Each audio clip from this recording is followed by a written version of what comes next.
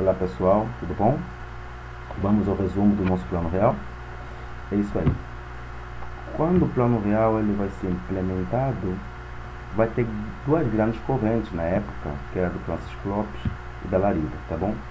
O do Francisco Lopes propunha então o congelamento de preço, e assim foi feito no plano cruzado de Sarney, e deu errado. O plano real ela vai estar apoiado no plano Larida, tá? Que propunha então uma reforma monetária. Essa é a ideia. O plano real ele já começou bem. Por quê? Porque tem três características que fazem com que o plano real já se destaca logo de início. Primeiro, o plano real não foi posto de surpresa, tá? Ele foi posto paulatinamente. E segundo, houve uma substituição gradual da moeda, não foi bruscamente, tá? E terceiro, houve também uma grande preocupação, tá? Na correção dos desequilíbrios existentes. Isto é, queria-se quebrar a tendência inercial, isto é, quebrar a tendência da inflação inercial que existia nos agentes econômicos, tá? E prevenir a economia para eventuais choques. É isso que propunha o plano. O que seria então essa inflação inercial? Essa inflação inercial seria o seguinte: os agentes econômicos eles fazem a correção dos seus preços, dada a inflação passada, acrescida da expectativa da inflação futura. Esta é a inflação inercial. Feito isso, o plano real ela vai ter três etapas. O primeiro dela vai ser o ajuste fiscal, o segundo vai ser então a indexação completa da economia, e a terceira vai ser então a transformação da URV em real. O que vai acontecer dentro do ajuste fiscal?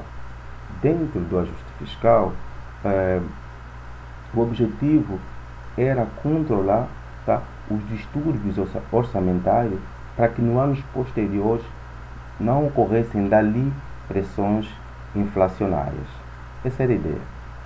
Dentro desse quesito vai ter três aspectos básicos dentro do ajuste fiscal. Primeiro vai ser o corte nas despesas, segundo vai ser o aumento dos impostos, e terceiro vai ser, tá, a diminuição, tá, do repasse da União aos Estados. Esse vai ser então as três grandes características. Como é que o governo federal ia aumentar então a sua arrecadação via imposto? Foi criado assim a IPMF, que era Imposto Provisório sobre Movimentação Financeira. Esta era a ideia. Pessoal, esse imposto provisório sobre movimentação financeira também foi conhecido como imposto do cheque. Esse imposto ela tinha 0,5%, tá? E ela abrangia até os mercados informais, tá bom? Era de fácil recolhimento e a sua abrangência era muito grande. O seu problema do IPMF é que ele era um imposto em cascata que incidia sobre todos os processos produtivos e ampliava então a taxa de juros. Tá, pessoal? O segundo passo que foi feito dentro do ajuste fiscal foi o FSE, que é o Fundo Social de Emergência. Esse Fundo Social de Emergência ele seria alimentado por 15% de toda a arrecadação do governo federal na época, tá? E tem um detalhe bem interessante nesse Fundo Social de Emergência, é que esse Fundo Social de Emergência não estava vinculado, tá, à Constituição de 88, que determinava repasses da federação, tá, aos estados. Esse Fundo Social de Emergência estaria à disposição simplesmente do governo federal para manobras fiscais, para a realização da manutenção do ajuste e estabilidade da economia. Pessoal, é uma coisa que dá para deixar aqui bem clara, é que todas essas medidas que foram criadas no plano real, elas são provisórias, tá? E a última fase então do ajuste fiscal vai ser o efeito Tanzas avessas. Esse efeito Tanzas avessas Vou deixar como curiosidade para vocês pesquisarem e ir mais a fundo dentro do plano real. Algumas coisas eu vou deixar assim como curiosidade, tá bom? Não vou entrar tão a fundo.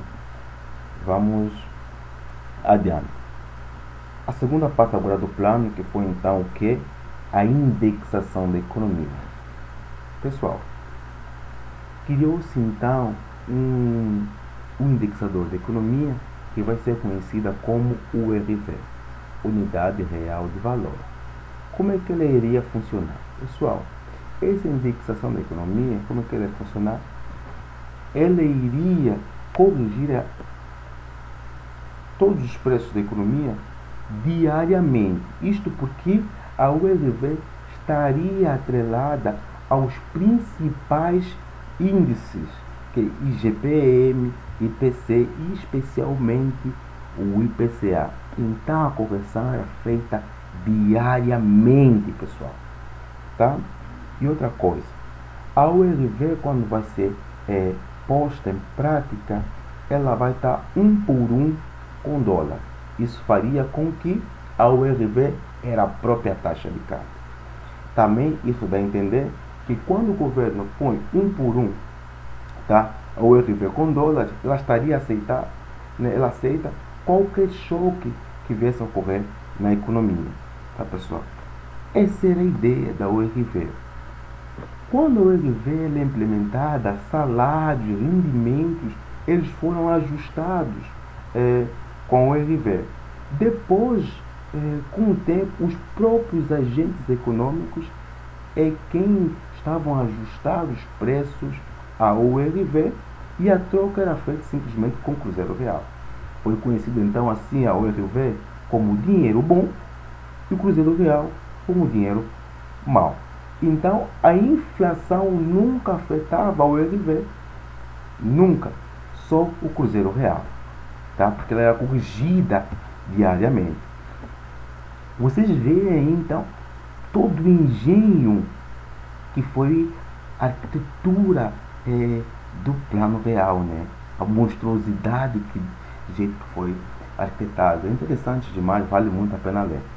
Vamos continuar, faltam mais aí 2 palavrinhas que a gente termina nosso resumo, tá bom? Aí está então indexada a economia, né? Indexada toda a economia. Pessoal, vamos ao terceiro ponto. Quando vai se passar a transformação da URV para real, tá? Isso vai ser feito paulatinamente, tá? Como é que foi feita essa transformação? Pegavam o Cruzeiro Real, dividiam, tá, pela URV do dia e o valor que desse era em real. Tá, pessoal? E também aconteceu porque a URV era igual à taxa de câmbio. Então era só dividir o Cruzeiro Real pela URV e eu tinha o real. Tá? Era fácil, lindo. E aí foi substituindo então a URV pelo real. De um jeito simples e bonito e inteligente. Tá? Sem complicações nenhuma. Pessoal, quando é que vai acabar então essa paridade de 1 por 1 da URV ou do real já com dólar? O governo federal ele vai então limitar as operações de crédito e aumentar o compulsório em 100%. Pessoal, fazendo isso, o que o governo federal queria? Queria conter a demanda, não é isso? Fazendo com que os bancos comerciais não criassem mais moeda. Quando você tem um compulsório de 100%, o que acontece? Os meios de pagamentos são igual à base monetária. Não tem expansão nenhuma, tá? E isso também já prevenia, tá, com que os agentes econômicos repassassem alguma coisa para os preços. Essa engenhosidade que eu acabei de falar no plano real foi conhecida como âncora monetária. Essa é a âncora monetária do plano real. O outro ponto, então, será a âncora cambial. como é que funcionou essa âncora cambial do Plano Real. A âncora do Plano Real, a âncora cambial do Plano Real funcionou o seguinte jeito. Na abertura comercial, já no governo Collor, o Brasil nessa época já tinha uma reserva de 40 bilhões de dólares na época. Então, isso depois permitiu com que o Banco Central deixasse o câmbio flutuante. Quando ele fez isso, o Brasil já tinha uma reserva de divisas favorável, tá? Então ele abre o câmbio, fazendo com que o câmbio se valorizasse. De tal forma, estavam também já criadas as condições para importação. Pessoal, veem que a abertura comercial feita lá atrás pelo Fernando Collor proporcionou todo esse ambiente para o Plano Real. Essa engenhosidade da abertura do câmbio flutuante foi chamada então de âncora cambial. Pessoal, esse é um resumo do Plano Real, tá? Dá para saber isso, dá para ficar tranquilo, mas é muito bom ir mais a fundo, tá? No próximo vídeo eu posso trazer para vocês também, se quiserem, o plano cruzado, o plano Bresser e aí fora, tá? Dentro do Plano Real, claro, vamos ter os impactos do Plano Real dentro da economia brasileira. Eu não sei se eu trago agora para vocês um resumo dos impactos ou trago outros planos. Eu vou pensar, tá? Mas por enquanto é isso. Foi uma honra.